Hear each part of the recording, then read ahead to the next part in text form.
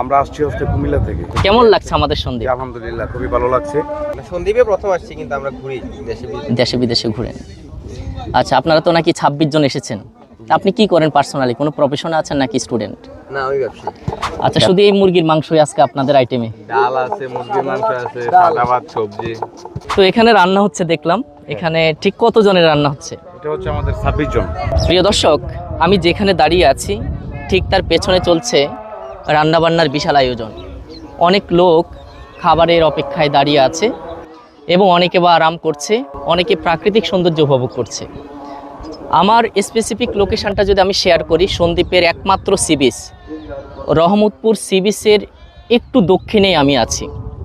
এবং আমরা ফেসবুকের কল্যাণে জানতে পারি প্রতিদিন স্পিডবোট হোক অথবা ফেরি হয়ে হোক, অনেক মানুষ কিন্তু সন্দ্বীপে ঢুকছে সন্দ্বীপের প্রাকৃতিক সৌন্দর্য উপভোগ করার জন্য। তা আমরা যেহেতু সন্ধান পেয়েছি তাই চলে আসলাম। এই লোকগুলো কারা এবং কোত্থেকে এসেছে আমরা সবার সাথে কথা বলবো, দেখি এখানে কি হচ্ছে।